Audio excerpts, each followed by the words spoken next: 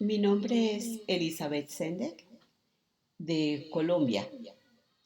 En las últimas 3 décadas yo he estado vinculada a la Fundación Universitaria Seminario Bíblico de Colombia, pero las 2 décadas anteriores fui parte del movimiento estudiantil colombiano Unidad Cristiana Universitaria.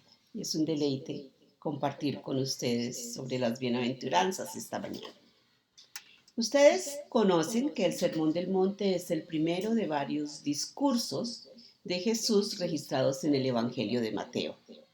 Y las bienaventuranzas dan inicio a este discurso dirigido fundamentalmente a los discípulos a quienes Jesús ha llamado en el capítulo anterior. Claro que se menciona a la multitud tanto al principio como al final del Sermón del Monte, pero claramente la audiencia primaria son los discípulos. Las 8 bienaventuranzas forman un todo donde la primera y la última terminan de la misma forma. De ellos es el reino de los cielos. Y todas ellas se refieren a personas que reconocen a Dios como Rey y por tanto confían en el cumplimiento de su propósito en su vida y en la historia.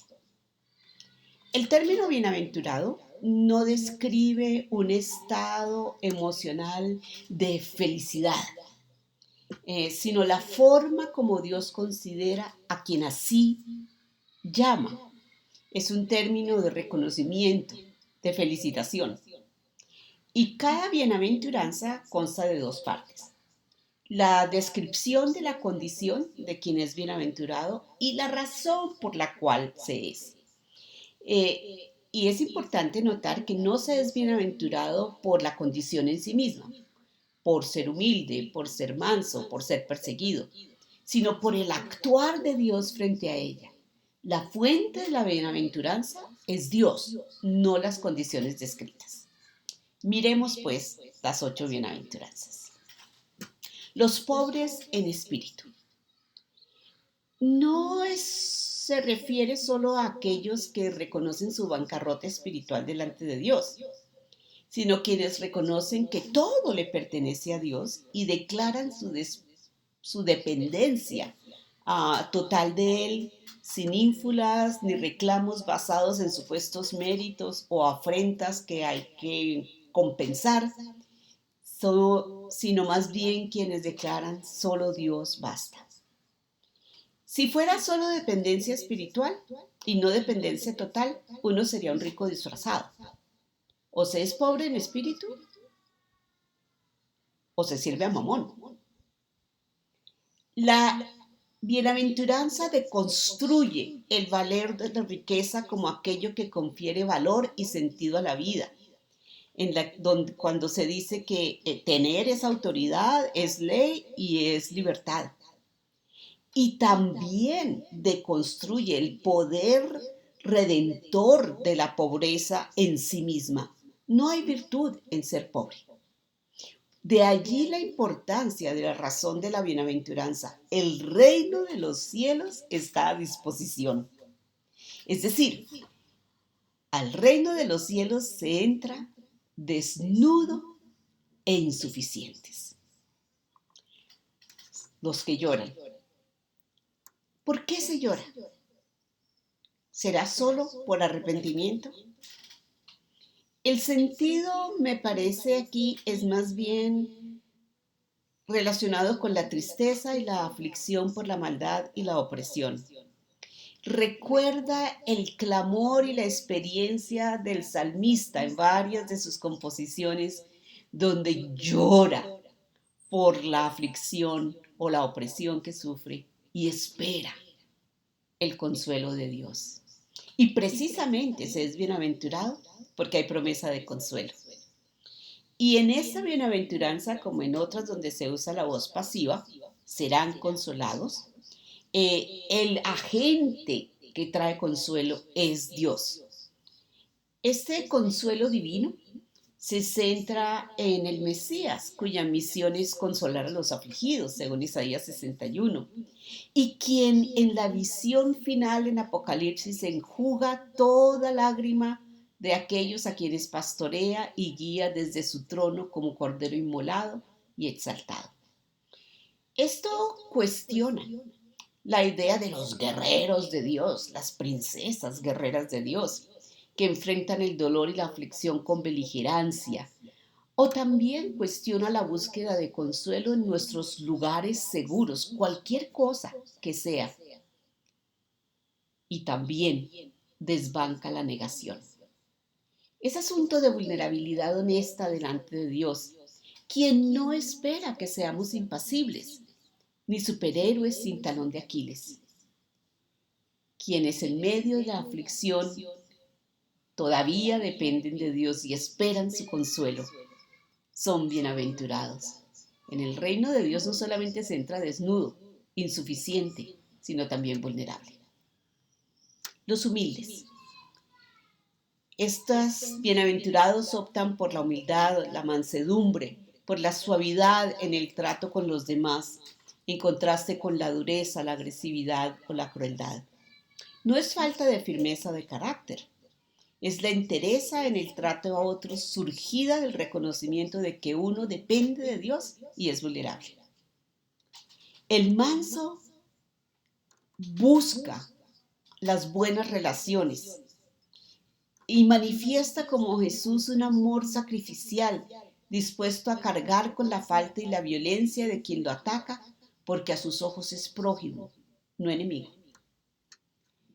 La mansedumbre se ancla en Dios y su designio final, que indefectiblemente se hará realidad. Jesús el manso es garante de la herencia de quienes han seguido sus pasos, los pasos del Cordero, con marcas de sacrificio, otra vez. Y así lo declara en Apocalipsis 12. Ellos han vencido por medio de la sangre del Cordero y por el mensaje del cual dieron testimonio. No valoraron su vida como para evitar la muerte y por tanto Jesús comparte su reino con ellos. Los que tienen hambre y sed de justicia. El hambre y la sed se refieren a dos necesidades fundamentales para sustentar la vida.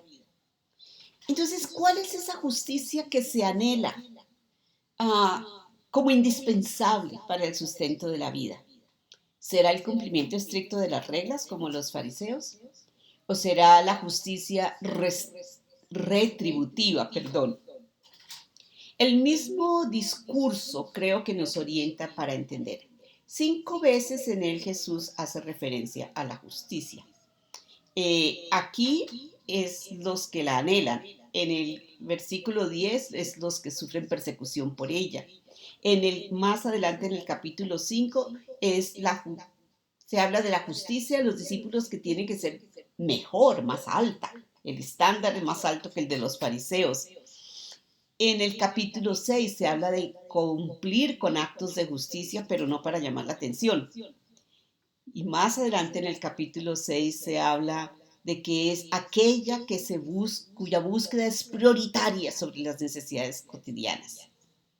Son bienaventurados entonces quienes tienen un estilo de vida marcado por la búsqueda constante de hacer la voluntad del Padre, según el capítulo 7 en el discurso, tanto en lo personal como en las relaciones con el prójimo y aún con los enemigos.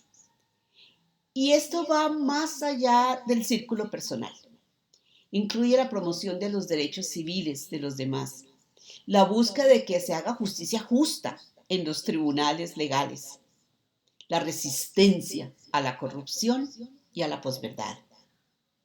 Esta gente verá su hambre y su sed saciada, y esa esperanza los hace bienaventurados, porque Dios siempre cumple con su propia justicia. Los misericordiosos. Estos son quienes muestran amabilidad y preocupación hacia los que tienen necesidad. Incluye las obras de misericordia del judaísmo, a propósito que son los gestos por los cuales se juzgará a la humanidad, según Mateo 25. Tiene que ver con dar de comer al hambriento, de beber al sediento, alojar al extranjero, vestir al desnudo, cuidar al enfermo, visitar al encarcelado. Y el misericordioso será objeto de la misericordia divina. ¡Qué esperanza tan extraordinaria! Los de limpio corazón. Los discípulos debieron escuchar ecos del Salmo 24 cuando escucharon esta bienaventuranza. ¿Quién puede entrar en la presencia de Dios? La persona de manos limpias y corazón puro. Es decir, el que no ha alzado su alma a la falsedad o a los ídolos, traducen otras versiones, ni jurado con engaño, en palabras del mismo Salmo. Se trata de quien rechaza la duplicidad en todas las relaciones en la vida. No alaba a Dios con sus cantos, pero en su corazón finalmente confía en otros dioses. Ni tampoco se relaciona a partir de la mentira con los demás. Carece de segundas intenciones. Toda su vida pública y privada es transparente. Esta persona no pertenece a una élite espiritual que se siente con el derecho de juzgar a otros, sino que clama humildemente con el salmista: examíname, oh Dios, y conoce mi corazón, y ve si hay camino de perversidad en mí, y guíame por el camino eterno. Esta persona gozará una intimidad extraordinaria con Dios. Los que procuran la paz. Procurar la paz no tiene que ver necesariamente con el activismo social o con la participación en la política electoral, pero sí es una tarea que involucra nuestras relaciones con todos los demás. En la tradición judía, según la Mishnah, se hablaba de los pacificadores como aquellos que buscan la reconciliación entre padres e hijos, aquellos que hacen las obras de misericordia, que hacen la paz entre un hombre y su prójimo. Jesús lo lleva más allá. Estas personas, con el ejercicio de la acción de Dios que se acerca a sus enemigos, siempre tomando la iniciativa para reconciliarlos con Él. Estas personas serán llamadas hijas de Dios porque actúan como su Padre. Como se dice en mi tierra, hijo de tigre nace pintado. Y no se trata de una paz superficial, no es apaciguamiento, es una paz costosa en la cual el pacificador asume el costo que sea necesario y claro, puede salir crucificado. Los que sufren persecución. Esta última bienaventuranza se explica en los dos siguientes y es la única que se amplía más ampliamente. Debemos reconocer, como bien dice Stott, que no todos los intentos de reconciliación son exitosos. La obra reconciliadora de Dios en Jesucristo no garantiza que todos los seres humanos acepten su oferta. Por tanto, quienes seguimos su ejemplo, tampoco estamos exentos del rechazo activo de aquellos quienes lo rechazan a Él. Es una guerra entre dos mundos, entre el reino de los cielos y el reino de las tinieblas, en el lenguaje de Juan. Y es la misma experiencia de los profetas en el Antiguo Testamento. Es decir, se está en muy buena compañía, la de los profetas y la de Dios rechazado. Por tanto, uno debe tener una actitud de sumo gozo, porque aunque se pierda todo en la tierra, se tiene todo en el cielo. De estas personas es el reino de los cielos, y no como compensación por ser víctimas, ni como quienes se han ganado el derecho, sino como quienes comparten el reino porque han seguido los pasos del Rey triunfante que también se entregó para reconciliarnos con Él. En conclusión, las bienaventuranzas no son un programa para ser felices dirigido a un mercado ávido de técnicas para mejorar la vida. Son el planteamiento de que seguir a Jesús implica la deconstrucción de los valores humanos. Es optar por una propuesta tan radical y paradójica como la del mismo reino de los cielos, del cual los discípulos somos ciudadanos. Lo que Dios considera digno de encomio en su reino es lo que nuestro entorno desprecia. para nuestro entorno, para la cultura del mundo.